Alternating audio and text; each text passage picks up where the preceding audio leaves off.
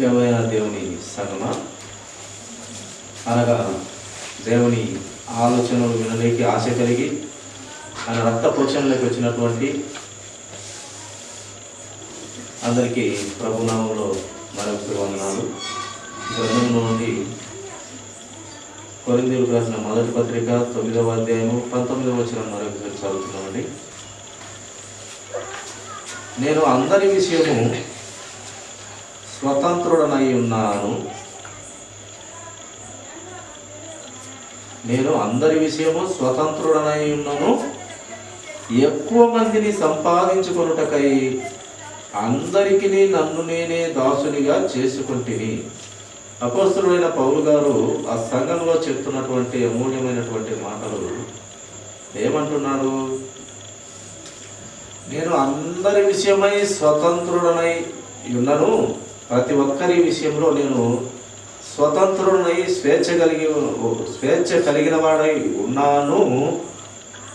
ఎక్కువ మందిని సంపాదించుకున్నటకు, ఎక్కువ మంది సంపాదించాలంట. ఏది సంపాదించాలా? ఆస్తులా, ధనమా, ధాన్యమా? నేను ఆలోచన అంటే ఎక్కువ మందిని ప్రభువు వైపుకు ఆత్మల భారం కలిగిన పౌలు గారు ఎక్కువ మందిని క్రీస్తు వైపుకు మళ్లించుటకు ఆయన దివ్య గ్రంథంలో నుండి లేక ఆయన మహామేధావుల వద్ద వాక్యాన్ని బాగా నేర్చుకున్నాడు. ఆయన గమలయేలు పాదాల చెంత ఆయన వాక్యాన్ని ఉపాసన పట్టాడట. వాళ్ళ పాదాల చెంత బలంగా నేర్చుకున్నాడు దేవుని వాక్యాన్ని. ఆ నేర్చుకున్న దానిని ఏదైతే చూచినారో వాళ్ళు క్రీస్తు ప్రభు వారిని, ఏదైతే తడుములాడి క్రీస్తు దగ్గర వారు చూసి బ్రతికినారో, ఆ సిలువకెక్కిన సమయంలో లేక ఈ యొక్క రోమ సైనికులంతా ఆయనను విపరీతమైన కష్టపెట్టి వ్యంగ్యపు మాటలతో ముఖము వారి నోటి ఉమ్మితో బట్టలు తీసివేసి చాలా ఘోరంగా ఆయన చేయని తప్పుకు చాలా శిక్షలు పడ్డాడు మన కోసమై.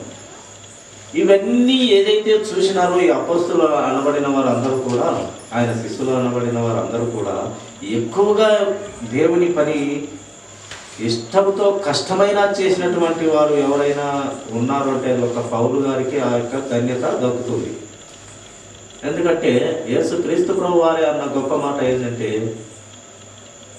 నేను పొదువుగా కొన్ని పెట్టినాను నా యొక్క కుమారుడైన అపోస్తలుడైన పౌలు గారికి కొన్ని కష్టములైనటువంటి కొదువ పనులు ఆ పౌలు గారికి నేను కొదువ పెట్టినాను, ఆ కొదువ పనులన్నీ చేసినాడు అని దేవుని యేసుక్రీస్తు ప్రభు వారి చెప్పినాడు. ఆయన చేయలేక కాదు, యేసుక్రీస్తు ప్రభు వారు చేయలేక కాదు, అన్నీ చేసినాడు. దేవుని మాటలన్నీ ఆయన ఒక్కటి కూడా తప్పకుండా చెప్పింది చెప్పినట్టు, ప్రతి మాట ఆయనకు ఆహారమైనట్టుగా ప్రతి మాటను నెరవేర్చి చక్కని ఆత్మను మళ్ళీ తండ్రికి అప్పచెప్పినాడు మన యేసుక్రీస్తు ప్రభువు. కానీ ఆయన సాధారణమై శిష్యుడిగా పనిచేసిన ఆయనకు కొన్ని మిగిల్చినాడంట ప్రియుగా. కనుక అంత ఎక్కువగా దేవుని పని చేసినటువంటి ఈయన ఆలోచన విధానం ఇక్కడ చెప్తున్నటువంటి మాట చూడండి. ప్రతి ఒక్కరి విషయంలో నేను స్వతంత్రుడనై ఉన్నాను, ఎక్కువ మందిని సంపాదించుకొనుటకై అందరికీ నన్ను నేనే, అందరి కోసం అంట ఆయనను ఆయనే ఏం చేసుకున్నాడంట? దాసునిగా చేసుకుంటుని అంటున్నాడు. అందరి కావాలి నాకు, ప్రభు వైపుకు మళ్ళించాలి, అందరినీ ఆ నిత్య నరకాగ్నిలో వెళ్లకుండా కాపాడి ఒకరిని అగ్నిలో నుండి లాగినట్టు లాగి ప్రభు దగ్గర నిత్య జీవం కలిగిన క్రీస్తు దగ్గర పెట్టాలని అందరి కోసం నన్ను నేను దాసుని చేసుకున్నాను, నన్ను నేను పనివాని చేసుకున్నాను. నేను వాళ్ళ కింద పనివానిగా చేసుకొని ప్రతి ఒక్కరిని కాపాడాలని నన్ను నేను అందరికీ కూడా నేను యజమానునిగా బ్రతకలేదు, కానీ దాసునిగా ఒక పనివానిగా నేను వాళ్ళ మధ్య బ్రతికినాను అని సంఘంలో పౌలు గారు చెప్తూ ఉన్నాడు. గొప్ప సేవకుడు, పౌలు గారు. ఆయన ఒక్కపారి ఆయన వాక్కు చాతుర్యము, అంత ప్రభువుని ప్రేమించి పలుకుతున్నటువంటి మాటలను బట్టి వేలల్లో బాప్తిస్తాలు తీసుకునేవారు. ఆయన మాటలు వింటే ఆ యేసుక్రీస్తు ప్రభు వారి శిష్యుల్ని లేక యేసుక్రీస్తు ప్రభు వారిని అసహించుకున్న ఈయన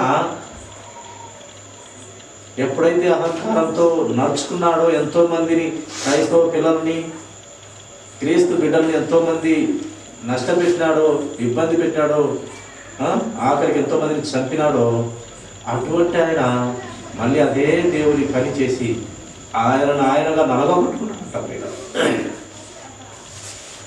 అందుకే ఆయన అంటున్నాడు, ప్రతి ఒక్కరిని సంపాదించుకున్న కోసం, అందరినీ సంపాదించడం కోసం నేను వాళ్ళ కాడ పనివాణి అయ్యాను, దాసుని అయ్యాను, యజమాని అని చెప్పుకోలేదు. అంత జ్ఞానమంతా ఆయనకు తెలుసు. పౌలు గారికి జ్ఞానమంతా తెలుసు. జ్ఞానము లేని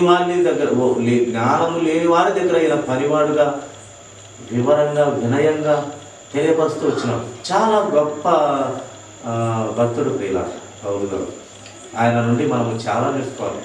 యేసుక్రీస్తు దగ్గర ఎంత నేర్చుకోవాలనో అదంతా మన పౌలు గారిలో కూడా మనం నేర్చుకోవాల్సిన అవసరత మనకు ఆయనలో ఎంతైనా నేర్చుకోదగ్గ ఆ విషయాలు, పాయింట్స్ ఉన్నాయి. మంచి ఈవులు ఆయన దగ్గర ఉన్నాయి ప్రియుల. అలాగే చూడండి, అదే కొరింథీయులకు రాసిన మొదటి పత్రిక 9వ అధ్యాయం కింద వచనం కూడా 20వ వచనం చదువుకున్నాము. యూదులను సంపాదించుకొనుటకు యూదులకు యూదుని వలనే ఉంటిని. ఆ యూదులను సంపాదించుకునే దానికి యూదుల వలే ఉన్నాడంట. యేసుక్రీస్తు ప్రభు వారికి ఎవరైనా ఆయన జీవించిన కాలంలో శత్రువులు ఎవరైనా ఉన్నారంటే అది ఒక యూదులే, వాళ్ళ ఇంటి వారే, వాళ్ళే శత్రువు. ఏ పని చేసినా కూడా ఈయనను తప్పు పట్టేవారు. తప్పు దొరికితే చాలు ఏదొకటేసి శిక్షించాలి అన్నట్టుగా ఉండేవారు యూదులు, శాస్త్రులు, పరిసయ్యులు, సద్దుకయ్యులు, వీళ్ళంతా కూడా ఆయనలో నోటి మాటలు కానీ, చూపులో కానీ, ప్రవర్తనలో కానీ ఆడ దొరికినా కనిపెట్టుకొని ఉండేవారంట. అందుకే ప్రతి పంచాయతీ ఆయన దగ్గరికి తెచ్చేవారు. ఏ పంచాయతీలో దొరికినా ఈయనను కైసరుకు అప్పచెప్పేసి ఈయనను కథం చేస్తామని. ఎందుకంటే ఈయన వారి వ్యాపార ఆ యొక్క మందిర వ్యాపార విషయాలలో ఈయన అడ్డమైనాడు అనమాట. కొన్ని ఈయన జరగనివ్వకుండా, దేవునికి అసత్యమైనటి కార్యాలు జరగనివ్వకుండా మాట్లాడుతూ వచ్చినాడు. ధర్మశాస్త్రాన్ని బట్టి, ధర్మశాస్త్రాన్ని నెరవేర్చిన దేవుడు ధర్మశాస్త్రాన్ని బట్టి కొన్ని పనులు తండ్రి ఇంటిని పాడు చేస్తే ఆయన అక్కడ పావురాలు అమ్మడం కానీ, గొర్రెలు అమ్మడం కానీ ఇలాంటివి చేస్తున్నప్పుడు ఆయన గద్దించి ఆ యొక్క తాళ్ళతో కొరడాలు చేసుకొని అదిలించినాడు. కొట్టలేదు, అందరినీ చెల్లాచెదురు చేసినాడు. కోపం వచ్చింది. తండ్రి ఇంటిని వ్యాపార స్థలంగా మారుస్తారని చేసి అదిలించినప్పుడు వారికి ఈ యొక్క వ్యాపారాలలో నష్టం వచ్చి ఏదంటే ఇంకా పడకుండా కోపంతో ఎప్పుడు చిన్న తప్పు దొరుకుతుందని ఎదురు చూసేవారు. ప్రతి చిన్నదాన్ని చూసేవారు. కనుక ఈయన ఎలా ఉన్నాడంట, యూదులను సంపాదించుకున్నట్టుకు, యేసుక్రీస్తు వారికి శత్రువులైనటువంటి యూదులు ఈయనకు కూడా శత్రువులే అయినప్పటికీ ఆ శత్రువుల దగ్గర ఈయన ఎలా ఉన్నాడంట, ఆ యూదులను సంపాదించుకున్నట్టుకు యూదులకు యూదుని వలె ఉంటిని. యూదులకు యూదుల మాదిరి వాళ్ళలో కలిసిపోయి సత్యమైన క్రీస్తు బోధ చెప్తూ ఉండేవాడు. ఏం చెప్పినా వినేవాడు, ఏదన్నా చెప్పని వాళ్ళు అసత్యమే చెప్పని ఓపిక విని చిన్నగా ప్రభు సత్యాన్ని బయలుపరిచేవాడు. ఏది ఆయన అసహించుకోడు, వాళ్ళు ఏదన్నా చెప్పని. అందుకే ఆయన ఏమంటాడంటే, ఓ ఏథెన్సు ప్రజలారా, మీ భక్తి విశ్వాసాలు గొప్పవి అన్నాడు. ఎవరిని ఉద్దేశించన్నాడు? వారు అన్య దేవతలకు పూజించుకుంటూ ఉంటే వారి భక్తిని బట్టి, అన్యదేవత సంబంధమైన ఆ విగ్రహాలను బట్టి ఇది చేయకుండా అలా ఫస్ట్ మెచ్చుకున్నాడు ఆయన. మీ భక్తిని చూసావు, మీ భక్తి చాలా గొప్పది, చాలా గెట్టుకున్నారు మీరు అని వారిని పొగుడుతూనే క్రీస్తును పరిచయం చేసి క్రీస్తు పనిచేశాడు మన పౌలు గారు. అంత సామర్థ్యము వాక్చాతుర్యం కలిగినటువంటి, ఎక్కడ లోబడాలో ఎక్కడ హెచ్చింపబడాలో అలా దేవుని పని చేసుకుంటూ వచ్చినాడు. అందుకే యేసుక్రీస్తు ప్రభువు అంటారు, ఈయన తప్ప నీకు, ఈ పౌలు గారు, ఈ సౌలు అనబడే పౌలు గారు తప్ప ఇంకెవరు నీకు చిక్కలేదు ప్రభువా. ఈ నరహంతకుడు ఎంతోమంది నీ శిష్యులు, మన బిడ్డలని ఎంతోమంది నీ శిష్యుల్ని చంపినాడు, ఇంత క్రూరుడు మోసగాడు, ఎంతోమందిని కొల్లగొట్టినవాడు అంటే, లేదు లేదు లేదు అన్నయ్య నువ్వు దీవించు ఇంటి చూపుతీన తక్షణమే అతను నా పని గొప్ప సాధనంగా చేస్తాడు. నా యూదులలో అతని వంటివాడు ఎవడు లేడు. నా యూదులందరినీ, సర్దికైను శాస్త్ర పరిశులందరినీ కదిలించగలిగిన శక్తి, సామర్థ్యం, అతను నా సాధనమైన పనివాడై ఉన్నాడు. నువ్వు దీవించు, నువ్వు అభిషేకించు అని చెప్పినప్పుడు ప్రభు చెప్పినట్టు అయ్యా దీవించి అభిషేకించి పంపించినాడు.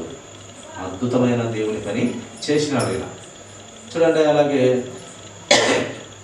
ధర్మశాస్త్రమునకు లోబడిన వారిని సంపాదించుకొనుటకు, ధర్మశాస్త్రమునకు లోబడిన వారిని సంపాదించుకొనుటకు నేను ధర్మశాస్త్రమునకు లోబడిన వాడును. ధర్మశాస్త్రముకు లోబడిన వారిని సంపాదించేదానికంటే ఈయన కూడా, పౌలు గారు కూడా ధర్మశాస్త్రానికి లోబడినాడంట. అలాగే నేను ధర్మశాస్త్రమునకు లోబడని వాడను. కొన్ని ధర్మశాస్త్రంలో కొన్ని పాత రూల్స్, అవి మనుషులకు చాలా ఇబ్బందికరంగా ఉండేవి. దేవుడు వాటిని వెసులుబాటు చేస్తూ వాటిని కొట్టివేస్తూ వచ్చినాడు. ఏవైతే ఉండకూడని రూల్స్ పెట్టినాడో దేవుడు అప్పుడు మోసేకు చెప్పినాడో వాటిని మన యేసుక్రీస్తు ప్రభువారు కొట్టివేసి ధర్మశాస్త్రాన్ని నెరవేర్చినాడు. ఎందుకంటే అప్పట్లో కన్ను ఒకడు చెడగొడితే వాని కన్ను ఈడు చెడగొట్టాలి.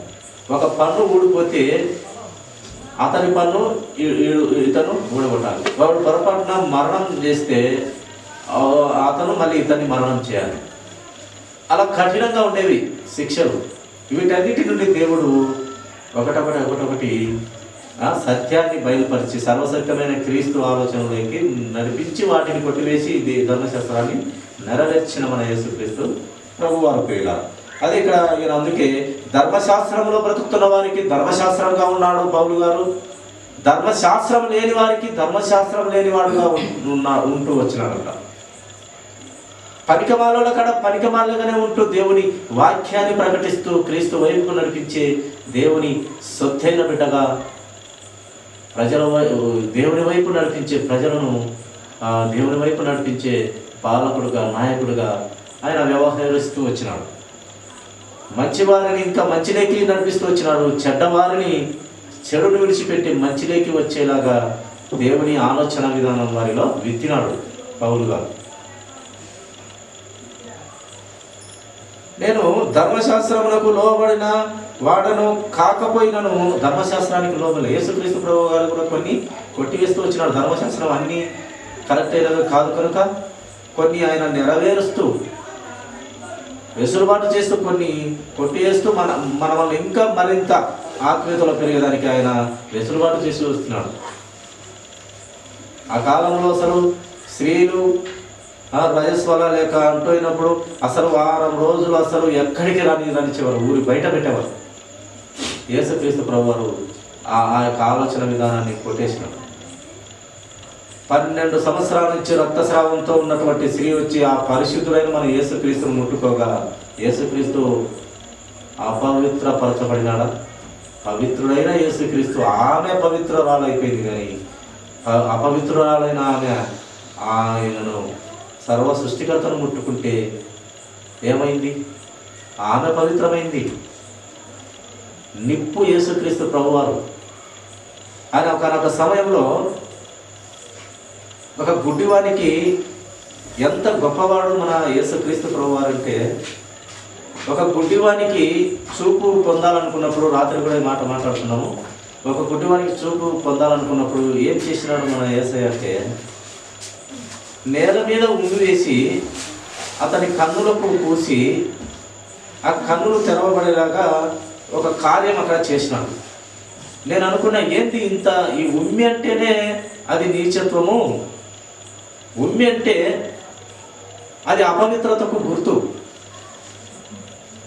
అది నోట్లో ఉన్నంత వరకు మనకు మంచిదే, కానీ ఆ ఉమ్మి ఎప్పుడైతే బయటకు పోతుంది అది అపవిత్రత. ఎవరి మీద పొరపాటున కొన్ని పడిన ఉయ్యడంలో కొన్ని పడినా కూడా పెద్ద క్షమాపణగా చెప్పాలి మనం. ఎందుకంటే ఉమ్మి అపవిత్రతకు గుర్తు, అంతే కదా. ముఖం మీద ఉమ్మి వేస్తే ఎలా ఉంటుంది? చాలా అసలు మనిషి అంతా చాలా చాలా ఆలోచనలో పడిపోతాడు. లేదా ఒక చెప్పుతో కొట్టినా, ఒక ఉమ్మి వేసినా చాలా మనిషి ఎంతకైనా తెగిస్తాడు. ఇంకా ఒక మనిషిని సంపన్నికైనా తెగిస్తాడు. అంత అపవిత్రత కలిగినటువంటి పరిస్థితి అది. ఉమ్మి వేయించుకున్న వ్యక్తి అంత కసిలోకి వెళ్ళిపోతాడు. వేసినోడికి ఏం కాదు, తర్వాత మళ్ళీ వన్ పని ఉమ్మి వేయించుకున్న వ్యక్తి చూస్తాడు లోకానుసారంగా. కానీ మన యేసుక్రీస్తు ప్రభువారు ఉమ్మి వేసి, కింద మన్నులో ఉమ్మి వేసి, ఆ ఉమ్మిని జిగట మన్నుగా చేసి, ఆ మన్ను అతని పుట్టుగుడ్డు అని కన్నులకు పూస్తాడు. ఎందుకు ఈ అపవిత్రత పని దేవుడు చేసినాడు ఇక్కడ అని నాకు డౌట్ ఉంది. కానీ ఆయనలో అపవిత్రత అనేది లేదు, ఏది లేదు. ఆయన శరీరం అంతలో ఉమ్మి కానీ ఏమి కానీ ఆయన ఏమి చేసినా పవిత్రుడైన ఆయన ఉమ్మి పవిత్రము, ఆయన మాట పవిత్రము, ఆయన అంటెల్లో పవిత్రుడు. ఆ ఉమ్మి కూడా అంత పవిత్రత కలిగింది కనుకనే అతని కన్నులు తెరవబడ్డాయి, చూపు పొందగలిగినాడు. పవిత్రుడైన ఉమ్మి అపవిత్రతకు గుర్తయినప్పటికీ క్రీస్తు యేసు ప్రభు వారి నోట నుండి వచ్చినటువంటి ఉమ్మి కూడా పవిత్రత కలిగింది ప్రియులారా. అది తెలుసుకున్నాం మళ్ళీ నిదానంగా. అంత శక్తిమంతుడు ఆయన ఉమ్మి కూడా పవిత్రత.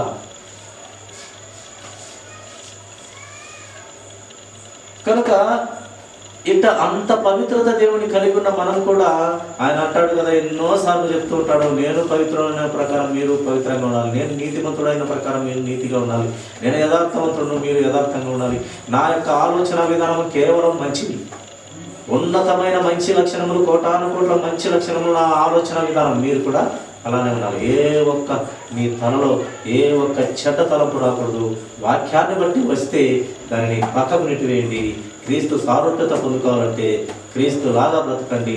క్రీస్తు లాగా బ్రతకాలంటే పౌలు గారు అన్నట్టు నాలాగా బ్రతకండి. నేను క్రీస్తును ధరించుకొని బ్రతుకుతున్నాను, బ్రతుకుతున్నది నేను కాదు, క్రీస్తే నాలో బ్రతుకుతున్నాడని గొప్పగా సెలవిచ్చినటువంటి గొప్ప భక్తుడు ఎవరు? పౌలు గారు. క్రీస్తు చేయవలసిన పనులే కొన్ని పౌలు గారు చేసినారంటారు కదా. ఎంత గొప్ప భక్తుడో, ఎంత మహాభక్తుడో చూడండి. కనుక ధర్మశాస్త్రము తెలియని వారికి తెలియనట్టుగానే ఉండి దేవుని వాక్యం ప్రకటించాడు. తెలిసిన వానికి ఇంకా తెలిపి, ఇంకా సర్వసత్యమైన క్రీస్తు ఆలోచన తెలియపరిచినాడు పౌలు గారు. 21వ వచనం చదువుకున్నాం చూడండి. దేవుని విషయమై ధర్మశాస్త్రము లేనివాడు, దేవుని విషయమై ధర్మశాస్త్రము లేనివాడను కాను. దేవుని విషయమై ధర్మశాస్త్రం లేనివాడనైతే నేను కాను, కానీ క్రీస్తు విషయమై ధర్మశాస్త్రమునకు లోబడిన వాడను. క్రీస్తును బట్టి ధర్మశాస్త్రాన్ని ప్రేమించేవాడను, లోబడేవాడను. ధర్మశాస్త్రం అంతా క్రీస్తు నెరవేర్చాడు. నేను కూడా ఆయన ఆలోచన విధానం నెరవేర్చేవాడనే, కానీ ధర్మశాస్త్రము బట్టి నేను తక్కువ చేయలేదు, తక్కువ ఆలోచన కలిగి ఉండలేదు. ధర్మశాస్త్రాన్ని బట్టి నేను, క్రీస్తును బట్టి నేను ధర్మశాస్త్రాన్ని ప్రేమించిన వాడనే అని మనకు పౌలు గారు ఇక్కడ ఆ కొరింథీ పట్టణంలో పత్రికలో రాయిస్తూ వచ్చినాడు పరిశుద్ధ ఆత్మదేవుని గారు. అయినను ధర్మశాస్త్రం లేని వారిని సంపాదించుకున్నట్టుకు ధర్మశాస్త్రం లేని వారికి ధర్మశాస్త్రం వలె ఉంటుంది. 22వ వచనము, బలహీనులను సంపాదించుకున్నట్టుకు. యేసుక్రీస్తు ప్రభు వారు వచ్చింది కూడా ఎవరిని సంపాదించుటకు? లోకంలో ఉన్నటువంటి ప్రతి పాపంతో చిక్కుబడి చచ్చిపోయిన వాని లేపనికి ఆయన పరలోక రాజ్యం నుండి దిగి వచ్చినాడు. నీతిమంతుని పిలువ రాలేదు నేను, వాడు ఆల్రెడీ నా బిడ్డ, నా ఆలోచనలో బ్రతుకుతున్నటువంటి బిడ్డ. ఒక పారి నేను అతనితో సంతోషపడ్డాను, పరలోక రాజ్యంలో దేవదూతల సమూహంతో సంతోషపడ్డాను. ఇంకా నీతిమంతుడు నా బిడ్డే, ఇంకా అతనికి నేను అవసరత లేదు, నాలాగా ఉన్నాడు నా బిడ్డ, నా అంశ నా సారూప్యతలో ఉన్నాడు. ఇంకా కావాల్సిందల్లా నాకు అనీతిమంతులు, పనికిమాలోళ్ళు, పాపంలో సచ్చి పడిపోయిన వారిని లేవనెత్తుటకు, నశించిన దాన్ని వెతికి రక్షించుటకు నేను వచ్చానన్న యేసు క్రీస్తు ప్రభువారు ఆయన వచ్చింది బలహీనులను, పనికిమాలను, చెడ్డవారిని, భ్రష్టులను, వ్యభిచారులను, దొంగతనం వారిని, వ్యామోహం చూపు చూసేవారిని అందరినీ బాగు చేయనీకి వచ్చినాడు. ఆ యొక్క అనారోగ్యంతో, ఈ యొక్క ప్రతి విధమైన ఈ లోక సంబంధమైన ఆలోచనలో ఉన్న అనారోగ్యంలో ఉన్నటువంటి బిడ్డలను ఆరోగ్యవంతులుగా చేయడానికి ఆయన యేసుక్రీస్తు ప్రభువారు వచ్చినట్టుగా పౌలు గారు కూడా ఏం చెప్తున్నాడంటే, బలహీనులను సంపాదించుకొనుటకు బలహీనులకు బలహీనుడనైతిని. ఇక్కడ చూడండి, అక్కడ వారిని యూదులకు యూదులను అయిపోయినాడు, దాసుడైపోయినాడు, వారికి పనివాడైపోయినాడు. ఇక్కడ బలహీనుల గురించి మాట్లాడుతున్నాడు. బలహీనుల గురించి వారిని సంపాదించుకునే దానికి నేను బలహీనుడైతిని. బలం కలిగి జ్ఞానం కలిగిన వాడిని, గమనయేలు పాదాల చెంత ఆ జ్ఞానం అంతా ఉపాసన పట్టిన వాడినే. కానీ బలహీనులు రక్షించేదానికి నేను బలహీనుడవుతున్నాను, బలవంతుడినే కానీ బలహీనుడు అవుతున్నాను అంటూ లేఖనం తెలియపరుస్తూ ఉన్నాడు. ఏ విధము చేతనైనను కొందరిని రక్షింపవలనని అందరికీ అన్ని విధముల వాడనై ఉన్నాను. ఏ రకమైన మనిషిని సంపాదించాలంట క్రీస్తులకి, ఏ రకమైన ఏదైనా చేసి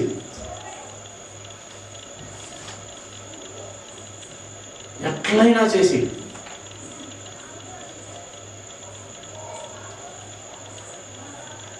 నేను ఒక వ్యక్తికి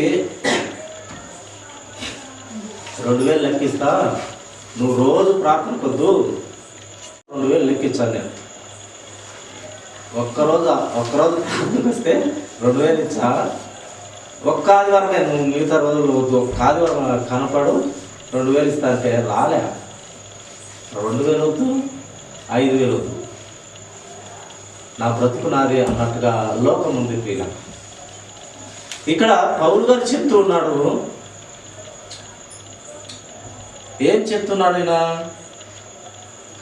బలహీనులు సంపాదించుకున్నట్టుకు బలహీనంగా ఉన్నాడు. ఏ విధం చేతనైనా, ఎలాగైనాను, ఎట్టయినా సరే, ఏ పాపమైన చేసి పాపంలో ఉన్న వాళ్ళని పరిశుద్ధతలోకి నడిపియాలన్నట్టుగా చూడండి, ఏ విధం చేతనైనా అంటున్నాడు పౌలు గారు. ఎన్ని కపట మాటలైనా చెప్పి ప్రభువులకి పంపించాలి, రక్షించాలి. ఆ ఆత్మ నరకాగ్నిలో కాలిపోకూడదు, రక్షించాలి. ఏ మాయమాటలైనా చెప్పి ఆత్మను రక్షించాలి అనే ఆత్మల భారం కలిగిన వాడు అపోస్తులైన మహాభక్తుడు ప్రియుల. ఏ విధం చేతనైనా రక్షించాలని కోరుకున్న మహా గొప్ప మేధావి, ఘనుడు, మహాభక్తుడు దేవునికి. ఆయన సాధనమైన గొప్ప పౌలు గారు ప్రియుల. కొందరినైనా రక్షింపగలనని అందరికీ అన్ని విధముల వాడనైతే, అందరికీ పనికిమాలోడైతే పనికిమాలవాడిగా ఉన్నాడంట, మంచివానికి అయితే మంచిగా ఉండి ఇంకా మంచిలోకి నడిపించినాడంట. పనికిమాలోడి దగ్గర ఈయన కూడా పనికిమాలోడై క్రీస్తును పరిచయం చేస్తూ, సృష్టికర్తను పరిచయం చేస్తూ అలా ఉంటే మనకు మంచిది. ఒకప్పుడు నా జీవితము పాపములో నాకన్నా పాపము చేసిన వాడు భూమి మీద లేడు, నేనే మొదటి పాపిని ఎవరన్నా ఉన్నారంటే నేనే అన్నాడు. అలాగా ఏమేం చెప్పినాడో, ఏమేమి చెప్పాలనుకున్నాడో ఆ నిత్య నరకాగ్నికి వెళ్ళకూడదని అన్ని విధముల అందరికీ ఏం రాయించుకొచ్చాడో అన్ని విధముల వాడనై ఉన్నాను, ప్రతి విషయంలో వారి మనిషిని ఉన్నాను, వారికి బానిసనైనాను, దాసుడునైనాను అని పౌలు గారి అద్భుతమైన మాటలు పరిశుద్ధాత్మను కొనుగోలు రాయించినటువంటి అమూల్యమైన మాటలు. మరియు నేను సువార్తతో వారితో పాలివాడనగుటకై దాని కొరకే సమస్తమును చేస్తున్నాడు. సువార్తలో పాలివారగుటకై అంట పౌలు గారు, సువార్త కోసమై అంట పనికిమాలోళ్ళ దగ్గర పనికిమాలుగా ఉన్నాడు, మంచివారి దగ్గర ఇంకా మంచిగుంటి క్రీస్తు సారూప్యత వారిలో రానికి, ఇంకా క్రీస్తును ధరించుకునే పిల్లలుగా తయారవనికి ఆ వారికి అలాగా ఉన్నాడు. ఎందుకోసం ఇదంతా అంటే ఆయన సువార్త చెప్పి సత్యమైన సర్వసత్యమైన క్రీస్తులో పరలోక రాజ్యంలో చేర్చడానికి ఇంత ఆత్మభారం కలిగినటువంటి మహాభక్తుడు మన పౌలు గారు. సువార్తలో వారితో పాలివాడనగుటకై, వారితో నేను కూడా పాలివాడన ఈ సువార్త విషయంలో, దేవుని పని విషయంలో, దేవుని శుభవార్త, ఆ శుభవార్త మనల్ని రక్షణలోకి నడిపిస్తుంది. ఆ శుభవార్త, ఆ సువార్తలో వారితో కూడా పాలి భాగస్థునుడైనటకు దాని కొరకే సమస్తమును నేను చేస్తున్నాను. అందుకే నేను ప్రతి ఒక్కరి కాడ దాసుడునైతిని, చెడ్డవారి దగ్గర వారి కోరంలోనే ఉంటూ వారిని మంచిలోకి నడిపించి తిని అని పౌలు గారు చాలా చక్కని వివరణ ఆ కొరింథీ పట్టణానికి దేవుడు, పరిశుద్ధాత్మ దేవుడు అద్భుతమైనటువంటి పౌలు గారిని బాగా వాడుతున్నాడు.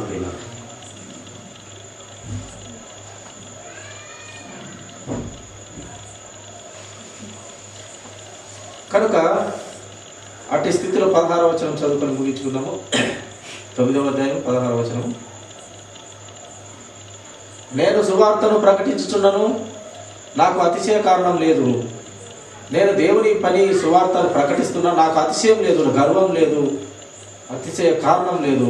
సువార్తను ప్రకటింపవలసిన భారము నా మీద మోపబడి ఉన్నది. ఆ భారము నా మీద ఉన్నది. అయ్యో, నేను సువార్తను ప్రకటింపకపోయిన ఎడల నాకు శ్రమ. సువార్త చెప్పుకుంటే నాకు శ్రమ. ఆ భారము నా మీద ఉంది. ఆ ఉంది కనుకనే ప్రతి మనిషిలో ఏదో ఒక గొప్ప మాట, లోక మాట ఉంది. అందరిలో తలలో నాలుకగా అని అంటారు. తలలో ఏదో ఒక మాట, మంచి మాట, లోక మాట. అందరితో ఉండే స్వభావం అంట. వీలైనంత వరకు సమస్యలతో సమాధానం కలిగి ఉన్నట్టుగా అందరి తలలో ఏదో మాట ఉంది, గుర్తుకురాదు. మంచి మాట, లోక సంబంధమైనటువంటి మాట, మంచి మాట. ఇక్కడ ఈయన చెప్తూ ఉన్నాడు, సువార్త ప్రకటింపవలసిన భారం నా మీద మోపబడి ఉన్నది. నా మీద ఆ భారము దేవుడు పెట్టి ఉన్నాడు. అయ్యో, నేను సువార్తను ప్రకటింపకపోయిన ఎడల నాకు శ్రమ శ్రమ శ్రమ అంటున్నాడు. కనుక పౌలు గారు చాలా గొప్ప మహాభక్తుడు. ఆయన ఆలోచనలో మనం బ్రతికినట్లయితే మన జీవితాలు అద్భుతంగా ఉంటాయి. క్రీస్తు సారూప్యతను పూర్తిగా పొందుకున్న గొప్ప మహాభక్తుడు పౌలు గారు. అందుకే ఆయన అన్నాడు, నన్ను పోలి మీరు నడుచుకుంటే చాలు, క్రీస్తును పోలి నడుచుకున్నట్టే అని గొప్ప మాట. ఆ మాట ఎవరు చెప్పడానికి సాధ్యం కాదు, ధైర్యం చాలదు, ఎవరు చెప్పలేరు కూడా. ఇప్పుడున్న ఎవరో కొంతమంది ఇంకా దేవుని పని పక్కాగా 100% చేసే వాళ్ళు చెప్పగలరు. సావు అయితే లాభము, బ్రతికుంటే క్రీస్తే అని చెప్పగలిగిన వారు ఇంకా కరెక్ట్గా దేవుని పని చేసే వాళ్ళు మాత్రమే చెప్పగలుగుతారు. కానీ మనకు చిన్న పులకరం వచ్చిన, దగ్గు వచ్చిన, పరిచయం పట్టినా కూడా దేవునికి 50 సార్లు ప్రార్థన చేసి బాగు చేయి బాగు చేయి బాగు చేయి అంటారు అనుకుంటాం. కానీ పౌలు గారు అలా కాదని, బ్రతికితే నీ మాటే మాట్లాడాలి, బ్రతికితే క్రీస్తు ఆలోచన ఉండాలి. ఆ క్రీస్తు ఆలోచన లేకున్నట్లయితే ప్రభా నన్ను తీసుకొని నీ దగ్గర ఉంటా, సావు అయితే నాకు లాభం ప్రభా, ఎప్పుడైతే చనిపోతానో నేను నీ దగ్గర ఉంటాను, ఎప్పుడైతే బ్రతికి ఉంటానో నేను నీ వాక్యంతోనే నీ ప్రచారమే, నీ సువార్త చేస్తానన్న గొప్ప గొప్ప భక్తుడు. ఆయన మాదిరి ధైర్యం కలిగిన వారు చాలా తక్కువ ఉన్న కాలం. కనుక అట్టి స్థితిలోకే మన దేవుడు కోరుతున్నాడు. కనుక ఆయన ఆలోచనలో, పౌలు గారి ఆలోచనలో, క్రీస్తు సర్వశక్తివంతుడైన క్రీస్తు ఆలోచనలో మనం ఎదగాలనే పరిశుద్ధాత్మ దేవుడి గొప్ప గ్రంథంలో అమూల్యమైనటువంటి మాటలు రాసించినాడు. ఆ మాటల ద్వారా మనం కట్టబడుతూ దిద్దబడుతూ ముందుకు వెళ్ళాలి. ఆయన సారూప్యత మనం సంపాదించుకోవాలి. ఆ సారూప్యత సంపాదించుకోవాలంటే మనము ఈ లోకంలో వాక్యాన్ని బట్టి మనము చాలా, ఈ లోకాన్ని బట్టి చాలా విషయాలలో మనము కొన్ని వదులుకోవాలి. వాక్యాన్ని బట్టి కొన్ని మన ఆలోచన విధానము, మన క్రియలు కొన్ని సత్యంలో నడుచులాగున కొన్ని పనికిమాలిన ఆలోచనలు తీసివేసుకోవాలి. ఎప్పుడు సర్వసత్యమైన క్రీస్తు సారూప్యత మనకందరికీ పౌలు గారికి దొరికినట్టు మనకు దొరుకుతుంది. అటు ధన్యత దీవెన దేవుడు అందరికీ, ప్రతి ఆత్మకు దేవుడు కుమరించును గాక. ఈ కొద్ది మాటలు దేవుడు దీవించును గాక. తలలు వచ్చినట్లయితే చిన్న ప్రార్థన. మహాప్రేమ కలిగిన పరిశుద్ధుల తండ్రి, స్తోత్రాలు, కృతజ్ఞతలు.